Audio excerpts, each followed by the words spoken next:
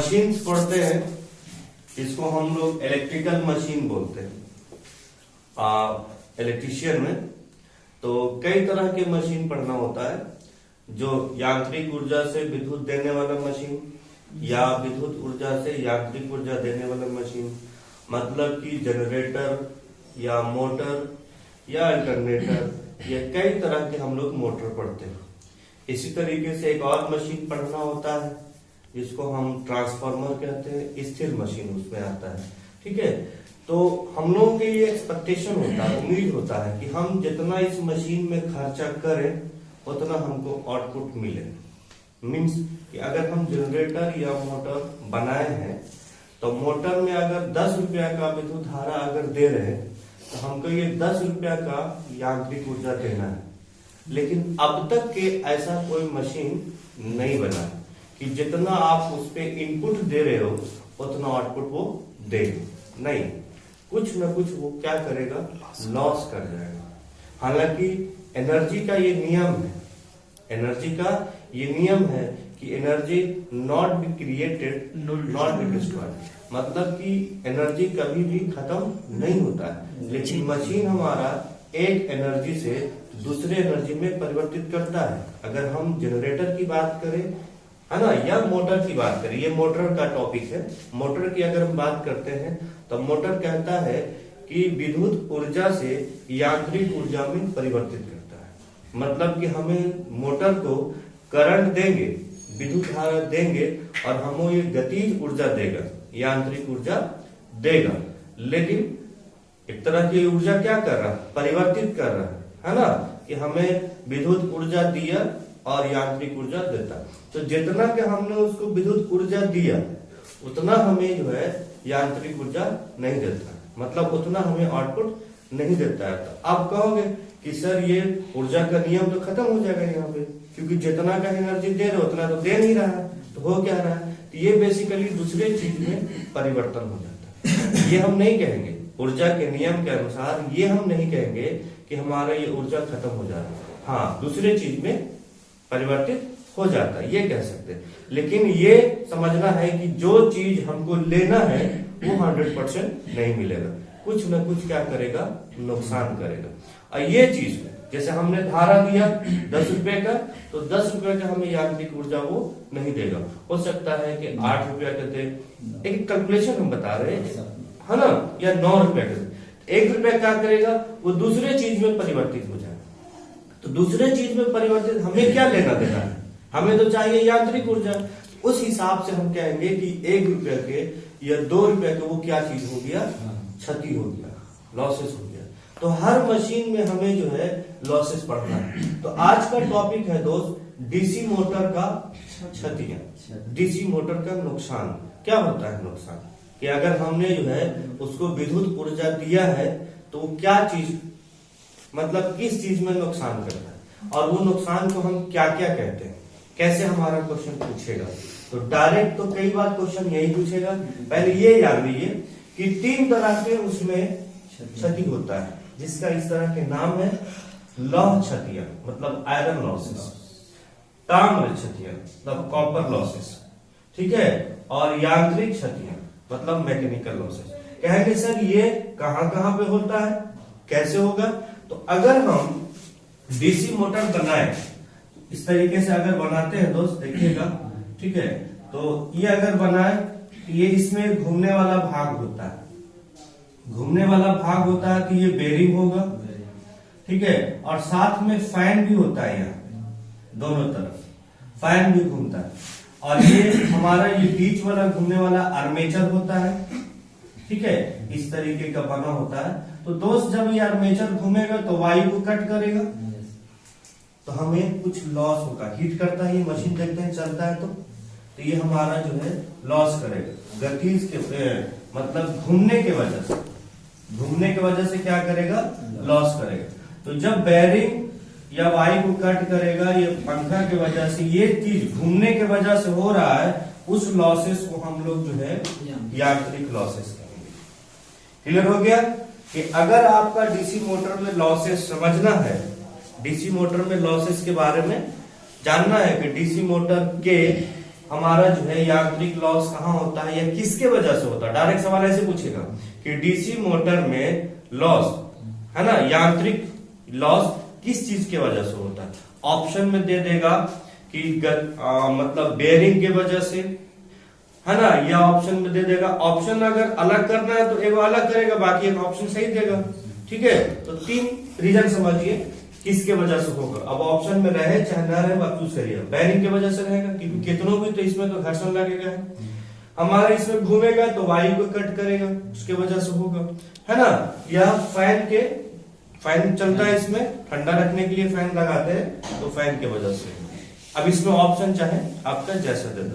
तो समझो कि एक हमारा जो है मोटर में यांत्रिक लॉस पाया जाता है। क्लियर हो गया।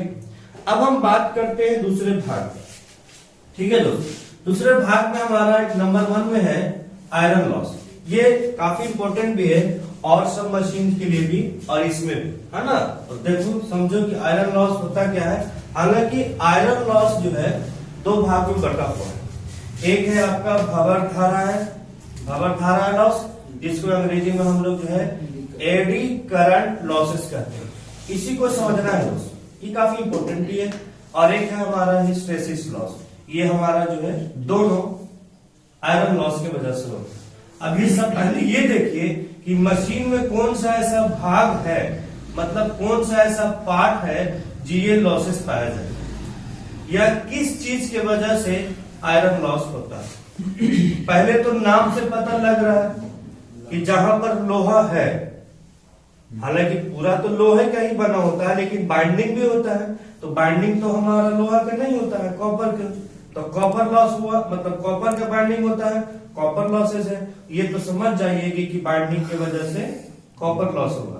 और बाकी जो लोहा वाला चीजें हैं मोटर के अंदर में, उससे जो लॉसेस हो रहा है उसको हम लोग आयरन लॉस या लौह क्षति कहेंगे। क्लियर हो गया। अब कहेंगे सर पूरा बॉडी ही हमारा लोहा का बना होता है, तो कहां पे।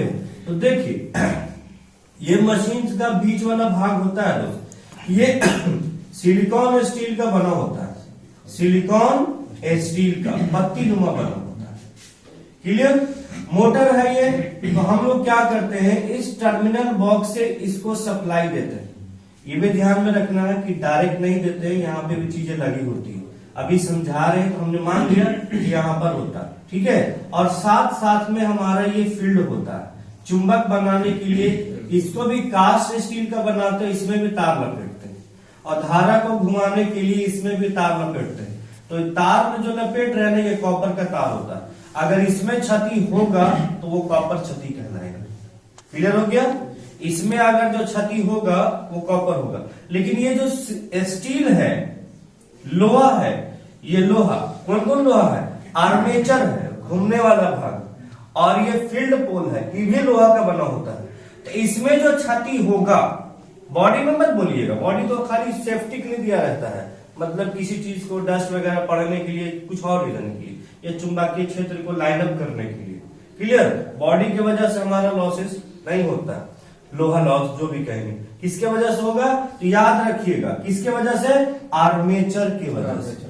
और किसकी वजह से, तो फील्ड पोल की वजह से। कभी भी मत भूलिएगा, कहेंगे सर ट्रांसफार्मर में ये चीज तो नहीं होता है, तो ट्रांसफार्मर में वहां पे कोर की वजह से। जनरेटर में यही चीज वो होता है, तो जनरेटर में उसी के बोलिएगा। अगर जनरेटर से क्वेश्चन पूछ ले तो बोलिएगा जनरेटर में हमारा जो है ये आयरन लॉस कहाँ होता है, तो बोलिएगा आर्मेचर। और कहाँ होता है तो बोलिएगा फील्ड पोल, है ना। क्लियर है ना। कहाँ होता है भाई, तो आर्मेचर में। याद रखिएगा, हम लिखवा भी देंगे। और कहाँ होता है, फील्ड पोल। अब ये दोनों जो है 2 भाग में बटा हुआ है, तो आप बोलिएगा कि सर ये 2 भाग में होता है तो एक इसके लिए, एक इसके लिए, तो नहीं, ये दोनों चीज दोनों में होता है। कैसा होता है वो समझाएंगे, इसको थोड़ा सा समझने के लिए है आपको तो पेशेंस रखना होगा। क्लियर। तो हमें आयरन लॉस मिल गया, कहां पे होता है, तो फील्ड पोल में और आर्मेचर में। कैसा होता है ये समझिए। देखिए दोस्तों, कहने का मतलब ये है कि अगर हम मोटर की बात करें तो मोटर में हमें जो है बैक ईएमएफ चाहिए। बैक ईएमएफ हो सकता है आप लोग नहीं जानते होंगे, लेकिन फिलहाल समझिए थोड़ा बहुत। जब डेफिनेशन पढ़िएगा या पिछला चीज पढ़िएगा तो आपको समझ आ जाएगा। बैक ईएमएफ की आवश्यकता होती है इसमें, है ना। नॉर्मल अगर हम ईएमएफ की बात करें तो ये समझिए, माइकल फैराडे ने एक नियम दिया है, सिद्धांत दिया है। उन्होंने कहा कि अगर किसी चालक में, कोई चालक तार होगा या कॉइल होगा, उसमें अगर धारा दीजिएगा एसी या डीसी, तो वो चुंबक का प्रभाव स्थापित कर देता है। ये चुंबकीय प्रभाव, चुंबक का गुण, चुंबक जैसा चीजें बना देती है यहाँ पे, जैसा चुंबक में गुण होता है ना। जैसे हम लोग कहते हैं ना कि जो है खेत में क्या करता है, मतलब कि जंगली जानवरों से गेहूं या कोई भी चीज को बचाने के लिए वहां पे हाथ और आदमी वाला चीजें लगा के खड़ा करते हैं कि वो जानवर समझे कि आदमी खड़ा, 24 घंटा ठंडा में कैसे खड़ा होगा जी, है ना। तो वो तो नकली बनाया होता है। लेकिन यहाँ पे समझिए कि नियम दिया हुआ है माइकल फैराडे ने, क्या, जब भी किसी चालक तार में धारा प्रवाहित करिएगा तो चुंबक का प्रभाव स्थापित हो जाएगा। चुंबक के प्रभाव की वजह से इसमें एक तरह के आवेश पैदा होता है, हम लोग नॉर्मल भाषा में कहेंगे उसको बोलते हैं ईएमएफ। क्या होता है? ईएमएफ। ये ईएमएफ अगर इस धारा को विरोध करता है ना, उसी को हम लोग जो है बैक ईएमएफ बोलते हैं। तो कहेंगे सर ये तो तार में बता रहे थे, अब जो मोटरों में बताइए ना।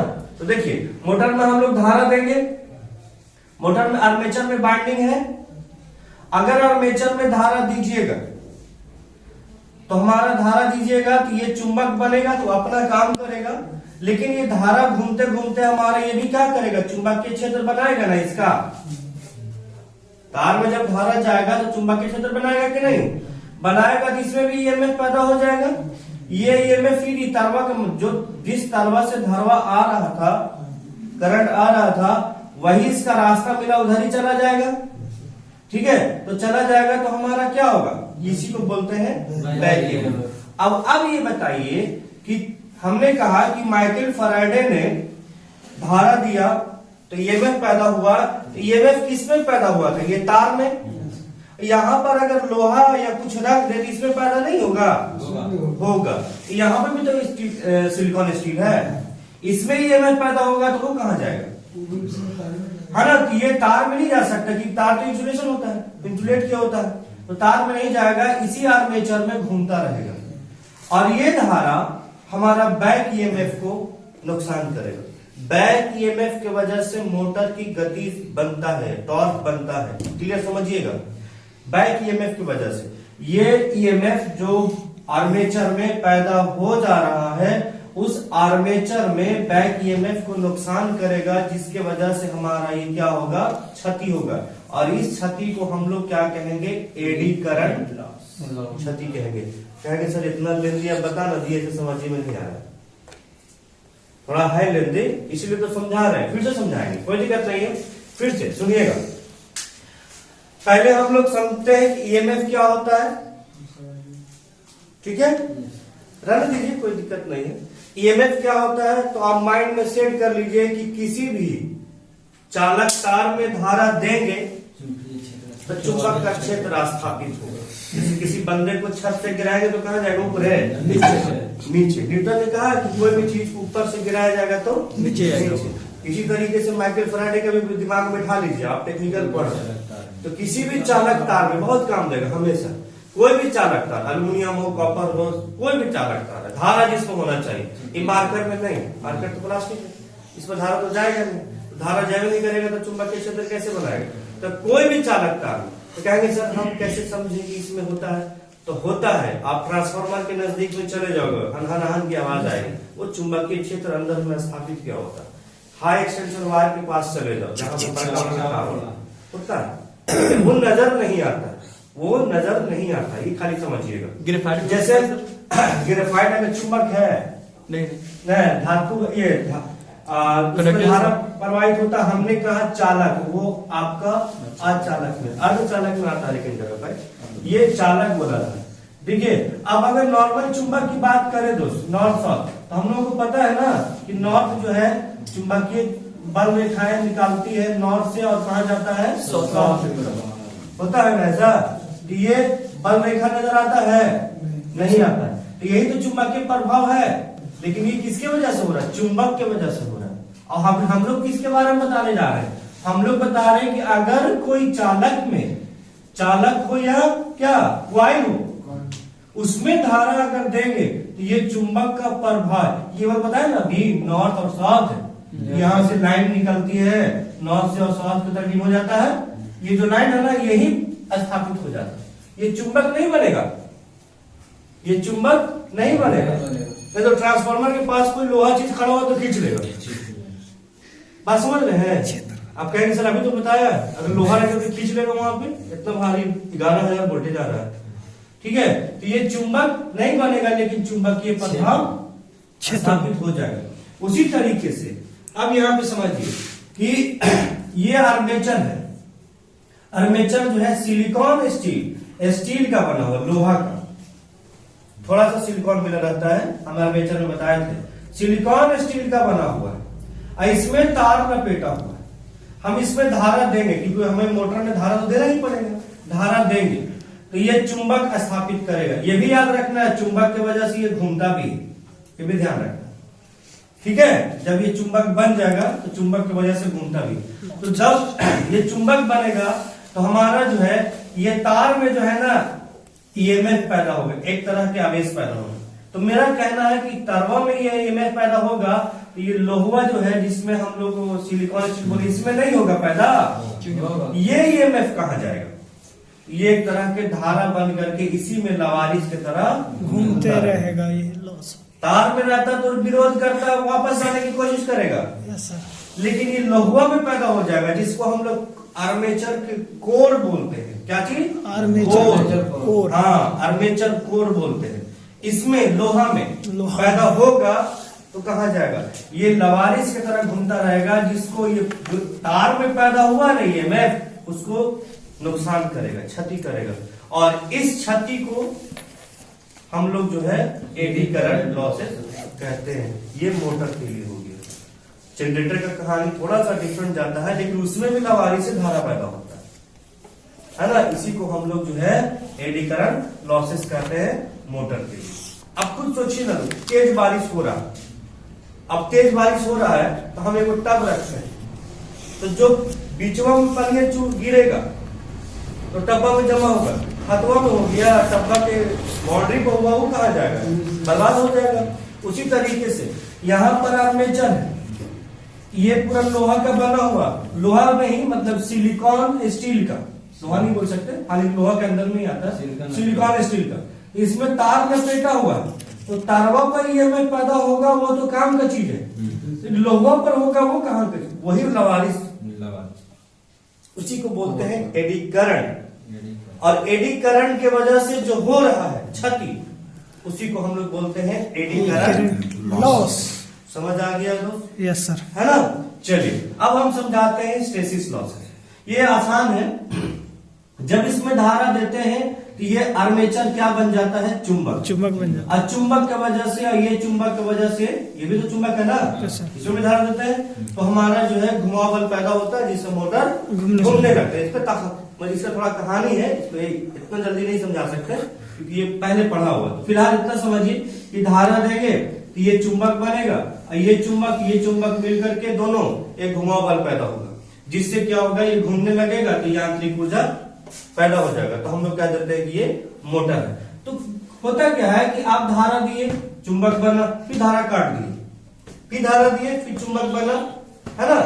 अभी किसी बंदे को खाने के लिए मुंह पे रखवा फिर छीन लो तो गुस्सा क्या नहीं जी।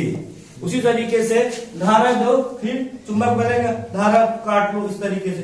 तो कहा जाता है चुंबक भी चुंबक, मतलब चुंबक नहीं बनना, चुंबक भी चुंबक, जिससे हमारा जो है कुछ क्षति होती है। तो बार उस क्षति को हम लोग क्या कहते हैं? क्लियर हो गया? पहला क्या था, हो सकता है भुला गए होंगे, तो सुनिएगा फिर से बता दे रहे।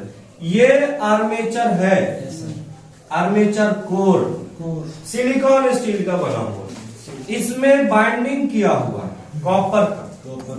जब धारा देंगे तो बाइंडिंग के वजह से, ये सिलिकॉन स्टील के वजह से चुंबक का प्रभाव स्थापित हो जाएगा, मतलब ये समझिए कि चुंबक बन जाएगा, जिसके वजह से आवेश पैदा होता है। अगर ये तार में आवेश पैदा हुआ तो काम का चीज हुआ, अगर ये लोहा में आवेश पैदा हो गया तो लवारिस हो गया। यही लवारिस को हम लोग एडी करंट कहते हैं, और इसके वजह से जो नुकसान होगा उसको एडी करंट लॉस कहते हैं। क्लियर।